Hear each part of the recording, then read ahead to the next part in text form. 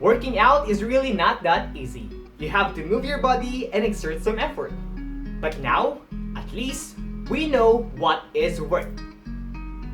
Well, you know exactly what I mean. So let's work out to test your comprehension.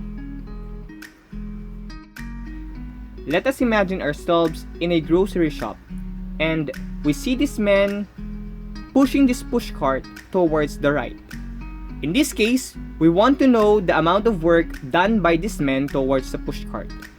And let's say for example that the displacement of this cart is around 7.5 meters, while the mass of the cart itself is around 25 kilograms. And we can see here that the man holds the handle of the push cart at a certain angle, meaning to say he is applying force not directly in the horizontal direction. Let's say that the amount of angle here is 60 degrees. And as the man continues to push this push cart, he is applying 225 newtons. Now, if you want to visualize the free body diagram of this scenario, it will look like this. So, we have to write a given. First, we have applied force is 225 newtons. Mass is equal to 25 kilograms. Displacement is 7.5 meters.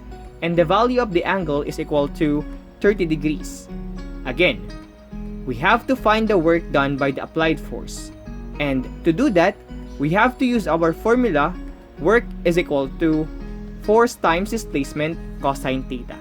Now, if your force and displacement have the same direction, therefore, you just have to multiply the value of the force and displacement, as easy as that.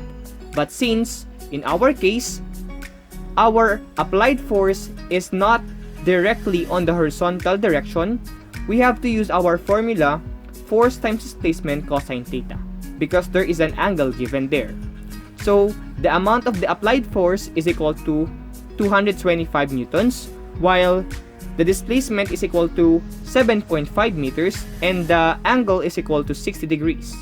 So, writing it down, we have 225 newtons multiplied by 7.5 meters cosine 60 degrees is equal to 843.75 joules. Meaning to say, the work done when the man applied 225 Newton force on the handle of the pushcart is approximately equal to 844 joules. So that's it. Let us try another example. Let's say that we want to find the work done by the friction. We know that friction is a type of force. And in our case, since the object is moving, we can consider that we have a kinetic friction. From our previous discussion, we know that kinetic friction is equal to mu k Fn, where mu k stands for the coefficient of kinetic friction and Fn stands for the normal force. So, let's set a value. Let's say that mu k is equal to 0.32. In our illustration, we know that the object goes towards the right. And since we are dealing with friction, we know that friction goes to the opposite direction. We can see that the force and displacement are in total opposite direction. Therefore, the angle between them is equal to 180 degrees. Kinetic friction is equal to mu k Fn, and mu k is equal to 0.32 multiplied to the normal force.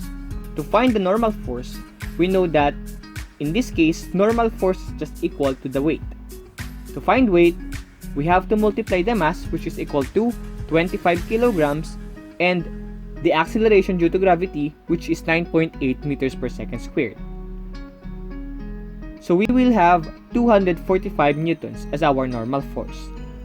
So 0.32 multiplied by 245 newtons, that will give us 78.4 newtons. So now that we know the amount of kinetic friction, which is 78.4 newtons, we will multiply it by 7.5 meters times cosine 180 degrees. And the final answer will be negative 588 joules. So, the answer for this is negative 588 joules, since the force and displacement are in total opposite direction, it will give us a negative amount of work. I hope this video helped you to understand better the concept of work. That's all for today. Thank you very much for watching. And of course, do not forget to always activate the mad scientist inside you.